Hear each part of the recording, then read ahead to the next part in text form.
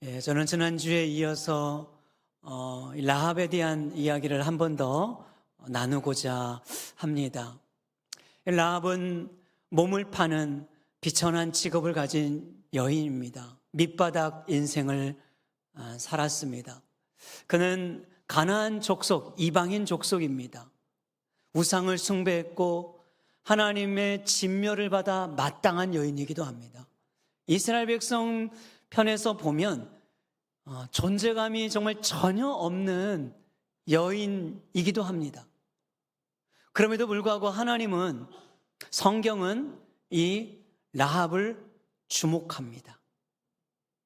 당시 여리고 백성들이 하나님에 대한 이야기를 들었을 때 아무도 믿지 않았지만 유일하게 라합은 믿었습니다.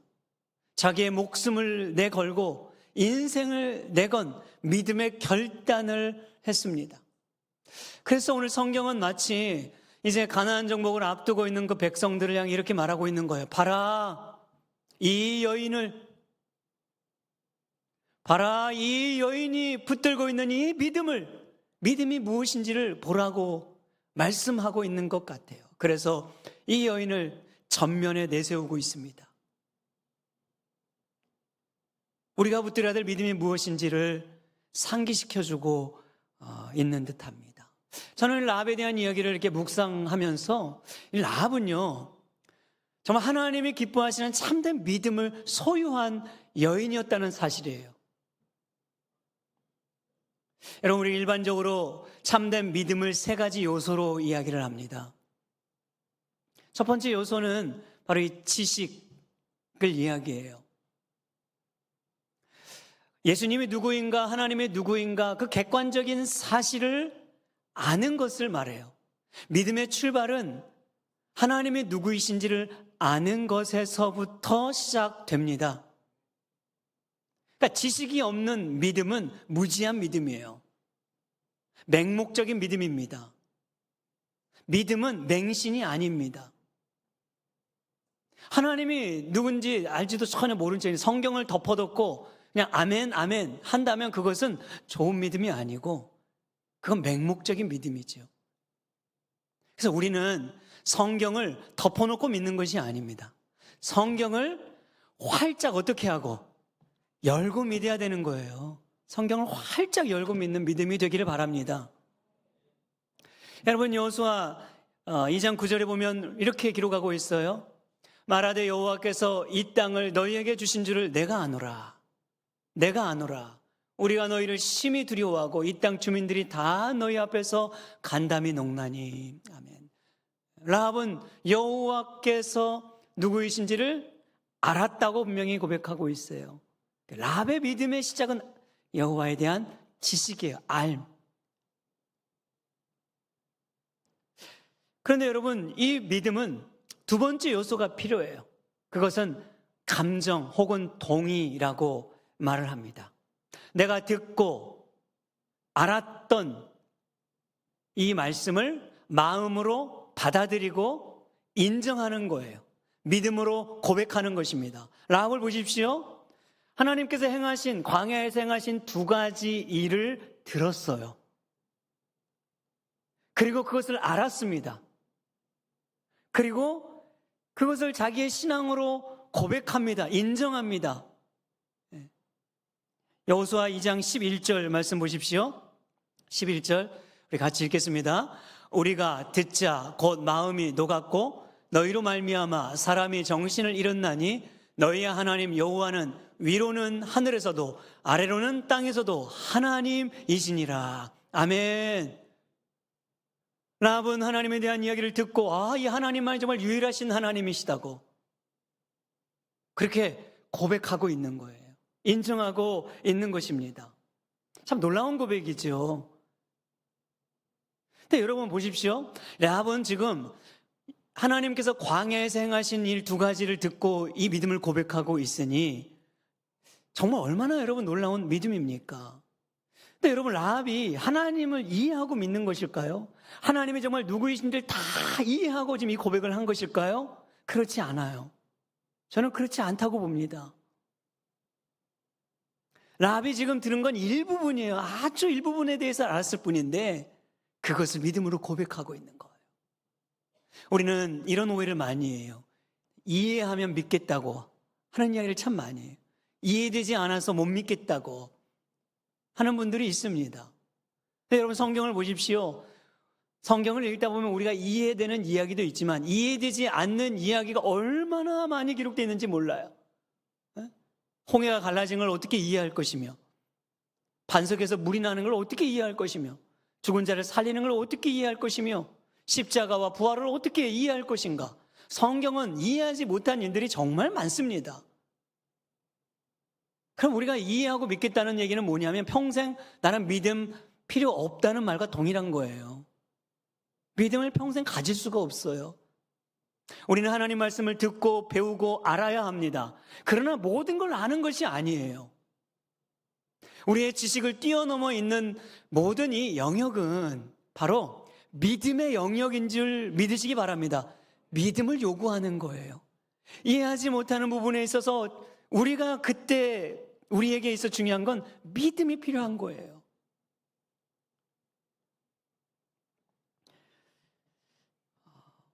그러나 여러분, 듣고 인정하는 것만으로도 충분하지 않아요. 왜 그럴까요? 야고보 사도가 이렇게 말합니다. 야고보서 2장 19절에 보면 내가 하나님은 한 분이신 줄을 믿느냐? 잘하는도다. 귀신들도 믿고 떠느니라. 귀신들도 하나님의 누구인지를 안다는 거예요. 그런데 예수님 앞에서 한 귀신의 고백이 그것이 무엇인지를 말해주는데, 자, 마가복음 5장 7절 말씀이에요. 자, 보십시오. 큰 소리로 부르짖어 이르되 지극히 높으신 하나님의 아들 예수여, 나와 당신이 무슨 상관이 있나이까? 원하건대 하나님 앞에 맹세하고 나를 괴롭히지 마옵소서 하니. 아멘. 이 귀신이 고백하는 거예요. 얼마나 대단한 고백입니까? 예? 우리는 평생 정말 이 고백을 못하고 살아가기도 하는데, 이 고백 못해서 우리가 믿음을 못 갖는데, 지금 이 귀신은 지극히 높으신 하나님의 아들 예수가 누구인지를 너무나 정확하게 분명하게 고백하고 있어요. 대단한 고백이죠. 그럼 귀신이 믿음이 있는 것입니까?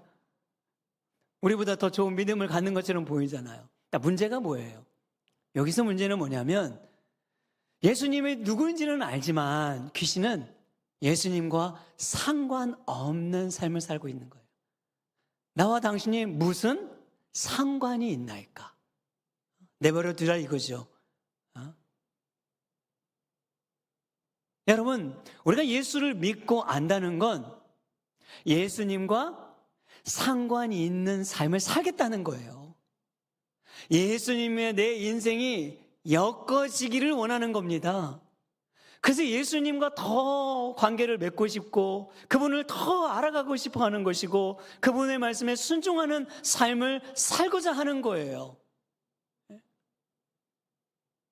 그래서 참된 믿음에는 세 번째 요소가 반드시 요구되는 것입니다. 그것은 뭐냐? 바로 의지예요. 이걸 신뢰라고 말할 수도 있습니다.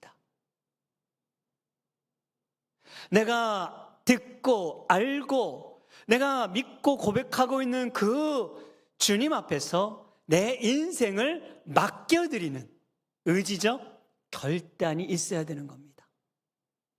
라합은 보십시오. 듣고 알고 마음에 받아들이고 인정하고 신앙으로 고백했을 뿐 아니라 어떻게 목숨을 내거는 인생을 내건 믿음의 결단을 하고 있지 않습니까? 이런 면에서 보니까요, 라합의 믿음이라고 하는 것은 여러분 어설픈 믿음이 아니에요. 라합의 믿음이 무슨 부족한 그런 믿음이 아니에요. 라합은 정확하게 참된 믿음을 소유하고 있어요. 그 믿음이 얼마나 하나님의 마음의 기쁨이 되었든지 하나님께 감동을 주는 믿음이었고 하나님의 눈을 주목시키는 믿음이었고 그 이스라엘 백성의 전면에 내세울 정도로 참으로 귀한 믿음을 소유한 여인이라고 말하고 있는 것입니다. 사랑하는 여러분, 오늘 우리는 어떤 믿음을 가지고 살아가고 있습니까? 실상 우리가 믿음이 있다고 말하지만 믿음과 상관없이 살아가는 이 시대에 신자들이 얼마나 많이 있나요?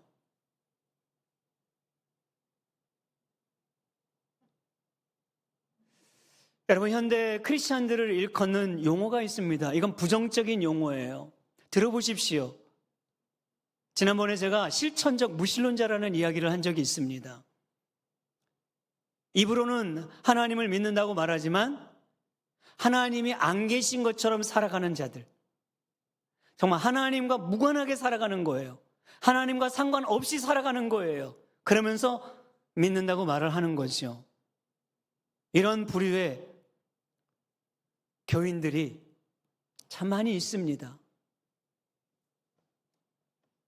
자, 그런가 하면 제가 오늘 두 가지를 더 여러분께 좀 소개하고 싶은데요. 지식적 그리스도인이라는 용어가 있어요. 지식적 그리스도인. 말씀을 듣기를 너무나 사모해요. 말씀을 배우는 것을 너무나 열정을 가지고 있어요. 그래서 정말 말씀을 잘 전한다는 분들 막 목사님을 찾아가서 듣기도 하고 그런 열정을 포기하지 않습니다. 그런데 문제는 지식적으로 채움받는 것으로 만족하는 사람들이에요. 하나님의 말씀을 더 많이 알아가고 뭔가 지성적으로 성경을 더 많이 내가 알고 있구나, 그것에 만족하는 사람들, 실제 그가 알고 있고 믿고 있는 말씀의 열매가 삶에 나타나지 않는다는 거예요. 성령의 열매가 전혀 없는 사람들. 저는 오늘날 믿는다고 말하는 사람들 부류 가운데 이 영역에 속한 사람들이 저는 많이 있다고 봅니다. 지식적 그리스도인이에요. 세 번째, 참 재미있는 제가 용어를 또 보았는데요. 제리 파커 크리스찬이라는 용어가 있어요. 체리 파커 크리스찬. 이게 무슨 용어냐면 케이크에 달콤한 체리만 쏙 골라 먹는다는 행동에서 나온 이 용어입니다. 소위 자기가 좋아하는 말씀만 취사 선택해가지고 듣는다는 거예요. 축복, 형통, 성공, 위로, 치유, 회복, 이런 말씀은 얼마나 좋아요. 늘 들어도 좋잖아요. 그런 반면 부담스럽게 느끼는 말씀들은 듣지 않는다는 거예요. 순종해야 된다, 결단해야 된다, 헌신해야 된다, 고난을 받아야 된다, 십자가를 져야 된다, 날마다 죽어야 된다, 이런 이야기들은 부담이 되니까 듣지 않는다는 거예요. 말씀을 취사 선택하는 부류. 저는 오늘날 이 부류에 속한 교인들도 많이 있다고 봅니다. 여러분들은 어떠세요? 실천적 무신론자 아닙니까? 지식적 그리스도인은 아닙니까? 체리 파커 크리스찬의 영역에 속하는 아닙니까? 저는 우리의 믿음을 돌아봐야 된다고 생각합니다. 우리는 라합 앞에서 진중하게 여러분 우리 믿음을 돌아봐야 돼요. 제가 지난주에 여러분께 숙제를 하나 드렸어요. 기억하세요? 네? 전혀 기억을 못하고 있는 눈치를 제가 한 주간 라합을 많이 묵상해 보라고 숙제를 내드렸던 것 같습니다. 라합을 많이 묵상해 보라고 했잖아요. 또 숙제 드립니다. 못한 것 같으니까 다음 주에 또 검사합니다. 이번 한 주간 한번 또 돌아보십시오. 과연 나는 라합이 가진 이 신앙 앞에서, 그렇게 비천한 여인인 라합의 이 신앙 앞에서 어떤 믿음의 사람인가? 지금 말한 소위 세 가지 부류에 속한 신앙을 가지고 있으면서 믿음 좋다고, 신앙생활 잘하고 있다고 그렇게 착각하고 있지는 않은지 우리 자신을 돌아보는 한 주간이 되기를 주님의 이름으로 축복합니다. 여러분, 성경은 지식을 위해 주어진 게 아니에요. 성경은 우리 머리를 채우라고 준 게 아니라 성경의 말씀은 유일하게 하나 변화를 위한 말씀인 줄 믿습니다. 우리가 말씀을 듣든 큐티를 하든 설교를 듣든 여러분 어떤 말씀을 우리가 알든지 말씀이 우리의 삶에 아무런 영향을 미치지 못하면 그건 전혀 의미가 없는 거예요. 성경은 변화를 위한 말씀이에요. 생명은 열매를 맺습니다. 하나님의 말씀은 생명의 말씀인 줄 믿습니다.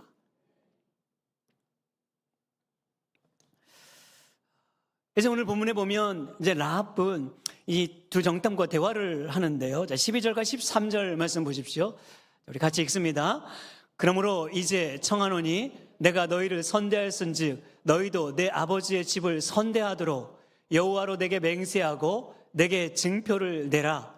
그리고 나의 부모와 나의 남녀 형제와 그들에게 속한 모든 사람을 살려주어 우리 목숨을 죽음에서 건져내라. 아멘. 자, 여기 본문에 보면 12절에 보시면 이 라합의 고백에 우리가 주목해야 될 단어가 있습니다. 내 아버지 집을 선대하도록 이라니 선대라는 단어예요. 이 선대라는 단어는 히브리어로 헤세드라는 단어인데요. 이 헤세드라는 단어는 하나님의 인애, 인자, 자비, 긍휼, 사랑, 그분의 사랑을 총칭하는 단어입니다. 참 중요한 단어예요. 구약 성경에서. 그리고 이제 또 하나 단어가 나오는데, 자, 여호와로 내게 맹세하고 내게 증표를 내라 이렇게 말했어요. 증표를 내라.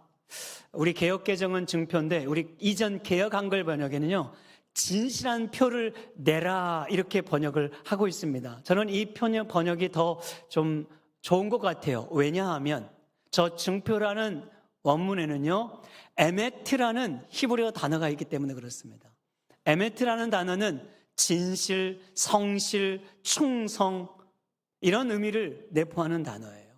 그래서 영어 성경 중에서 NASB는 이것을 진실한 서약이다, 맹세다 이렇게 번역을 하고 있습니다. 여러분 이 헤세드와 에메트라는 이 단어는요 하나님께서 자기 백성과 언약을 맺으실 때 보여주시는 대표적인 하나님의 성품입니다.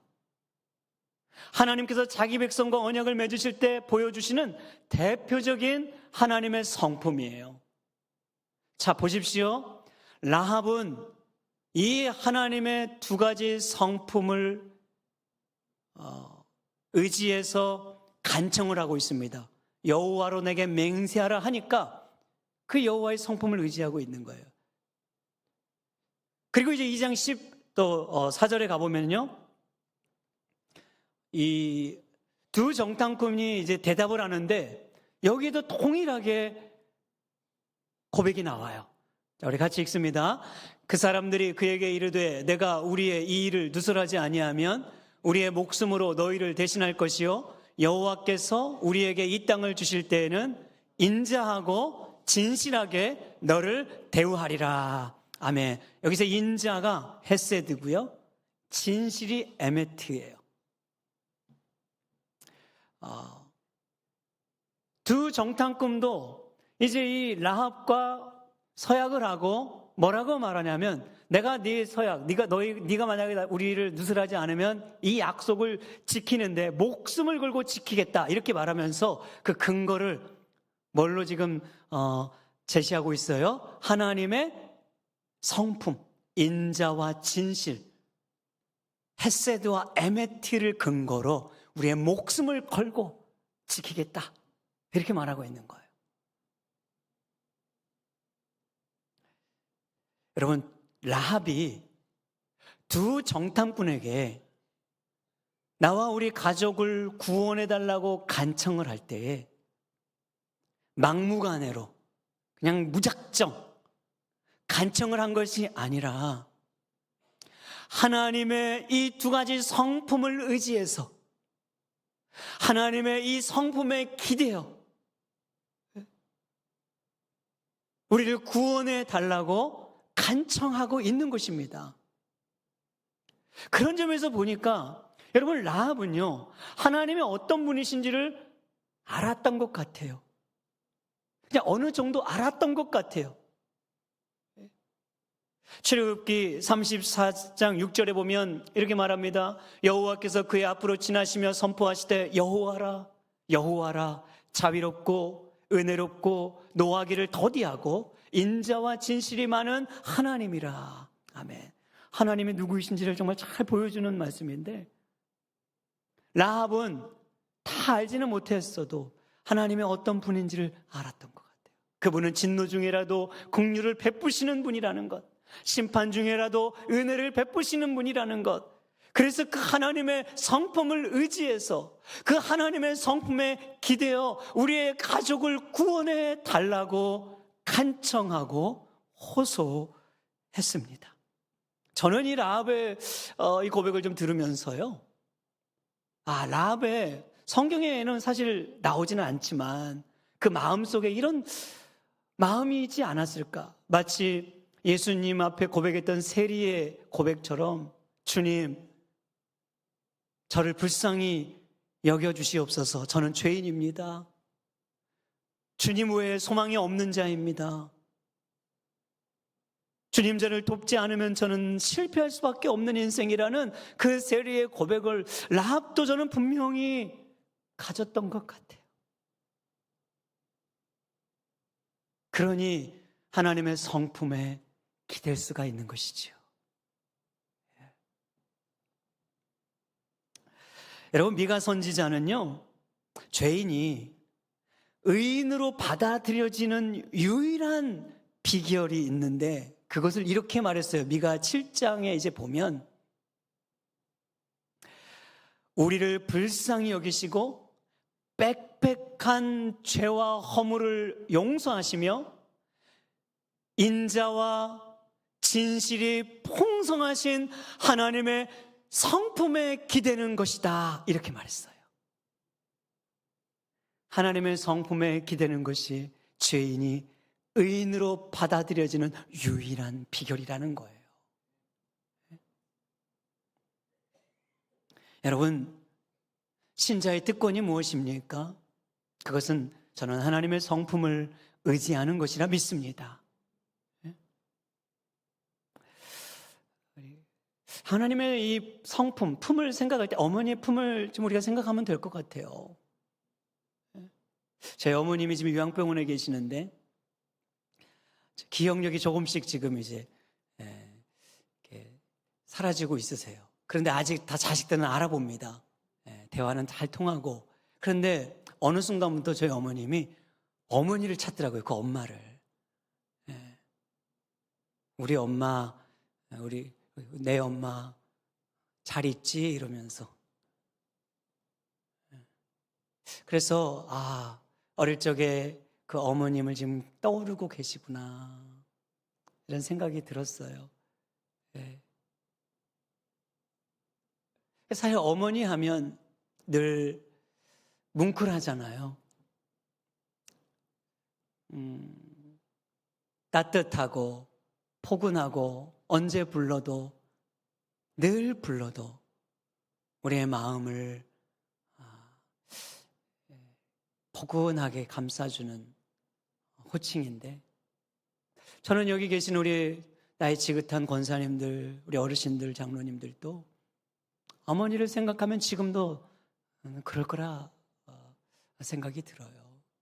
여러분, 하나님의 이 품은 어머님의 품으로 이해하면 정확하지만 차원이 다른 거죠. 그보다 훨씬 더 깊고 훨씬 더 넓고 훨씬 더 무한하고. 어머니의 품은 불완전하지만 하나님 품은 완전하니까.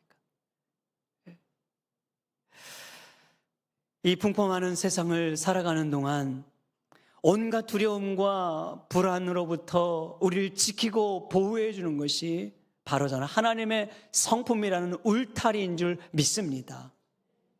오늘 우리 찬양팀이 찬양했던 것처럼 이 세상에 근심된 일이 많고 평안함이 없잖아요. 이 세상에 곤고한 일이 많고 쉬는 날이 없습니다. 이 세상에 죄된 일이 많고 죽을 일 쌓여가는 것이 삶 아닙니까? 살아갈수록 우리는 더 근심과 곤고함과 죄된 일을 보게 됩니다. 이런 우리가 어디에서 참된 위로를, 참된 안위를 누릴 수 있겠는가? 찬송가는 이렇게 분명히 고백하고 있어요. 내 주 예수 날 오라 부르시니 곧 평안히 쉬리로다. 우리를 부르시는 예수님의 품 안에서만 그 쉼을 누릴 수 있다는 거죠. 우리를 품으시는 하나님의 품, 그 무한하신 성품 안에서만 우리는 이 안위함을 누리며 살아갈 수가 있다는 것입니다. 이것이 바로 신자의 특권 아니겠습니까? 그래서 시편 131편 2절에서 뭐라고 말했습니까? 실로 내가 내 영혼으로 고요하고 평안하게 하기를 젖된 아이가 그의 어머니 품에 있음 같게 하였나니 내 영혼이 젖된 아이와 같도다. 이제 방금 어머니의 품에서 그 젖을 풍성하게 먹는 아이는 가장 만족하지요. 불안함도 없고 두려움도 없고 가장 편안하고 평안하듯 바로 그 품이 하나님 아버지의 품이라고 말하는 거예요. 사랑하는 여러분, 오늘 여러분들의 삶에 어떤 공고함이 있고 어떤 근심이 있으며 무엇이 여러분을 정말 죽겠구나 하게 하고 있습니까? 여전히 우리를 품으시는, 우리 인생을 울타리가 되시는 그 하나님의 성품 안으로 들어갈 수 있기를 바랍니다. 그래서 하나님의 성품을 묵상해야 돼요. 여러분 힘들도록 하나님의 성품을 묵상하십시오. 많이 묵상하십시오. 그러면 위로가 됩니다. 위안이 돼요. 그러면 힘도 생기고 용기를 주실 줄 믿습니다. 라합은 이제 정탐꾼의 약속을 믿고 붉은 줄을 창문에 매답니다. 여러분 17절 말씀에 보면은요 이렇게 기록하는데 그 사람들이 그에게 이르되 네가 우리에게 서약하게 하니 맹세에 대하여 우리가 허물이 없게 하리니. 자 18절 같이 읽습니다. 우리가 이 땅에 들어올 때 우리를 달아 내린 창문에 이 붉은 줄을 매고 내 부모와 형제와 내 아버지의 가족을 다 내 집에 모으라. 아멘. 자 21절 말씀 또 보시죠. 읽습니다. 라합이 이르되 너희의 말대로 할 것이라 하고 그들을 보내어 가게 하고 붉은 줄을 창문에 매니라. 아멘. 이 정탐꾼을 보낸 즉시 가게 하고 붉은 줄을 약조대로 창문에 맵니다. 자, 놀라운 사실은 이제 여리고성을 무너뜨릴 때 여호수아 6장에 가보면 이렇게 기록을 합니다.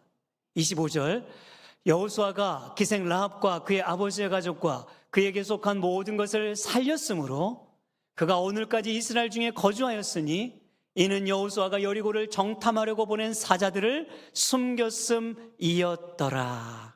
아멘. 여러분 보십시오. 그 붉은 줄을 보고 여리고성을 정복할 때 라합의 가족들만 구원해냈다고, 살려냈다고 정확하게 기록하고 있는 내용입니다. 자, 그러면 라합이 창문에 내건 이 붉은 줄, 이것은 무엇을 의미하는 걸까요? 여러분, 이 원어를 보면 붉은 줄이라는 단어는 티크바라는 단어인데 놀랍게도 이 안에는 소망이라는 의미도 있습니다. 소망, 희망. 그러니까 줄이 있으면 소망이 있지만 줄이 없으면 소망이 없다는 의미이기도 하죠. 붉은 줄은 여리고성을 함락시킬 때 하나님의 심판으로부터 제외된다는 이 가시적 표시입니다. 구원의 표식이라고 말할 수가 있어요. 그런데 이 라합의 붉은 줄은요, 정확하게 출애굽 때 바로 그 장자의 심판으로부터 구원을 얻었던 문지방에 바른 어린 양의 붉은 피와 정확히 같은 맥락을 하고 있습니다. 자, 하나님께서 애굽의 장자를 심판하실 때 죽음의 사자를 보내는데 죽음의 사자가 바로 문지방에 바른 어린 양의 피를 보고 넘어가잖아요. 그 집은 넘어갑니다. 그래서 그 피를 바른 집 안에 있는 사람들은 다 구원을 얻게 됩니다. 그래서 이 넘어가다, 패스 오버, 여기서 6월절이 유래가 된 거예요. 자, 하나님께서 여리고성을 심판하실 때 저 창문에 맨 붉은 줄을 보고 그 라합의 집만 어떻게 해요? 넘어가잖아요. 넘어갑니다. 동일하게 패스오버의 의미가 있는 거예요.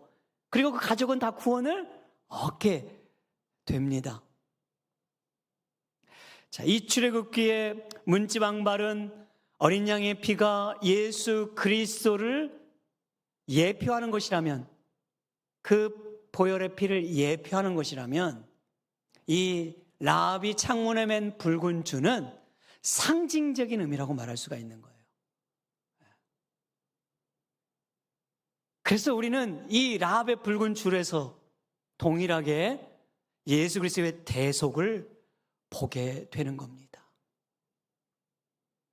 스펄전 목사님이 이 대목을 이렇게 설명을 했습니다. 지나가는 모든 사람들이 창문에 매달린 붉은 줄을 볼 수 있듯이 우리도 내 주변에 있는 사람들이 그리스도의 대속의 보혈을 볼 수 있도록 해야 합니다. 그것은 결코 부끄러운 일이 아닙니다. 이렇게 말했어요. 여러분, 교회는 십자가의 복음의 줄을 단단히 매야 할 줄 믿습니다. 저 세상 사람들이 보고 들을 수 있도록 십자가의 복음을 더 힘써 전해야 할 줄 믿습니다. 교회는 여러분 세상의 변두리가 아니라 중심이라고 했어요. 유진 피터슨의 말입니다. 이건 정확한 고백이에요. 사도 바울이 그리스도와 교회와 이 세상을 설명하고 있는 에베소서에 보면은 맨 위에 그리스도가 머리가 되시고 그리고 교회가 있고 교회 아래 만물이 있습니다. 그러니까 여러분, 교회가 당연히 만물 위에 있으니까 세상의 중심이 교회인 거예요. 그러면서 이 교회가 만물을 충만케 한다고 그랬어요. 그러면 교회가 어떻게 만물을 충만케 하는 것일까요? 그것은 무한한 영광이신 예수 그리스도의 십자가의 복음을 전하는 것입니다. 여러분, 어떤 교회가 건강한 교회고 좋은 교회입니까? 사람이 많이 모이는 교회예요? 프로그램이 너무나 잘 짜여져 있는 교회입니까? 주일학교가 너무나 많고 막 젊은 사람들이 너무나 많이 모여있는 교회입니까? 아니, 결단코 그렇지 않습니다. 교회의 기준은 외형적으로 판단하는 것이 아니에요. 오늘 본문을 보면 정말 건강한 교회는 예수 그리스도의 십자가의 복음을 전하는 교회. 푸른 마르고 꽃은 시드나 여호와의 말씀은 영원토록 변하지 않는다는 그 하나님의 말씀을 가감없이 전하는 교회요. 어제나 오늘이나 내일이나 변하지 않는 영원하신 예수 그리스도 그 복음을 전하는 교회인 줄 믿습니다. 저는 우리 사명교회가 이런 교회가 되기를 원합니다. 십자가의 복음을 전하는 교회가 되기를 원합니다. 십자가의 복음을 저 세상 사람들이 다 볼 수 있도록, 알 수 있도록 여러분, 우리 교회된 우리들이, 여러분들이 전하는 그 교회, 바로 그 사명의 교회, 그것이 하나님이 진정 원하시는 교회입니다. 그래서 여러분, 라합이 창문에 맨 이 붉은 줄은요, 어떤 의미가 있느냐 하니까 라합이 공개적으로 신앙을 고백하는 거예요. 지금 성벽 저 위쪽에서 붉은 줄을 매달았으니까 그것은 누구나 다 볼 수 있는 거잖아요. 라합은 자기의 신앙을 공개적으로 고백하는 거예요. 여러분, 우리가 예수를 믿으면 학습을 받고 세례를 받을 때 이 강단에서 세례를 줘요. 이것은 공개적 신앙 고백입니다. 이때는 교회 공동체 성도들 앞에서 하는 고백이죠. 그러나 더 중요한 신앙 고백은 이 교회 공동체 밖에서 이제 나와야 돼요. 교회 밖에서 여러분 우리의 신앙 고백이 나올 때 정말 그게 진짜 고백이 되는 것입니다. 우리끼리 고백하는 건 쉬워요. 그러나 정말 녹록지 않은 저 세상 속에서 불신자들 가운데에서 믿지 않는 사람들과 함께 어울려 살아가면서 신앙을 고백한다는 건 이것은 용기가 필요하고 믿음이 필요한 거예요. 그래서 진짜 신앙 고백이 될 수밖에 없는 거죠.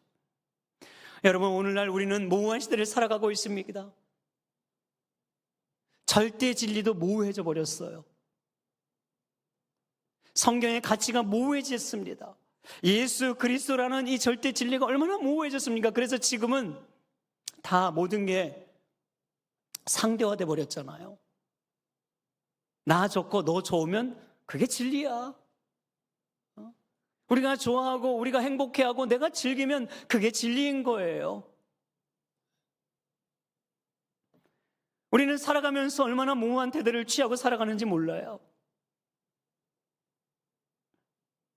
불합리하고 손해를 보는 것 같고 불편하고 유익이 되지 않는 것 같으면 모호한 태도를 취해버리면 그만입니다. 그럼 누가 뭐라고 하지 않아요. 그냥 편안하죠. 그게 정말 신앙 고백입니까? 아니죠, 여러분. 그렇지 않습니다. 불안할 때, 불편할 때, 손해를 볼 때, 피해를 입을 때, 유익이 없을 때, 여러분의 자존심이 상할 때, 그때 하나님의 성품을 반영할 수 있고 내가 믿는 예수님이 누구인지를 보여줄 수 있고 십자가 복음이 무엇인지를 드러낼 수 있어야 그게 바로 진짜 신앙 고백이에요. 몽우한 시대 속에서 가장 분명한 태도를 취하는 게 이게 신앙 고백인 줄 믿습니다. 여러분, 오늘 우리는 이런 신앙 고백을 가지고 살아가고 있습니까? 스펄전 목사님 말씀처럼 부끄러워하며 살아가고 있지 않습니까? 그냥 외면하고 모호한 태도를 취해버리면서 그냥 모면해버리면 되고 지나가 버리면 되고 우리는 너무 그렇게 할 때가 참 많이 있지 않습니까? 내 편한 대로. 그것은 여러분 우리가 가지고 있는 신앙 고백이라고 말할 수가 없어요.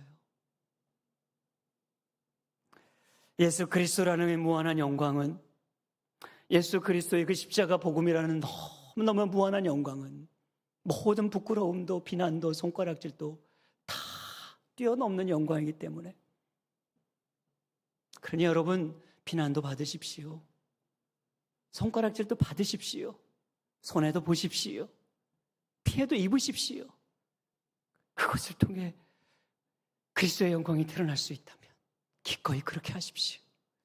그것이 오늘 저와 여러분들이 걸어가야 될 믿음의 삶입니다. 라합은 이스라엘 백성들이 언제 올지 알 수 없지만 약속을 의지해서 다가올 심판을 준비했듯이 오늘 우리 또한 주님이 약속하신 말씀, 곧 올 것이라는 약속의 말씀을 의지해서 다시 오실 주님을 준비하고 재림의 주를 맞이해야 하는 것입니다. 말씀 맺습니다. 사랑하는 성도 여러분, 저는 여러분에게 한 번 더 권면하기를 라합의 신앙을 이 한 주간 정말 묵상했으면 좋겠습니다.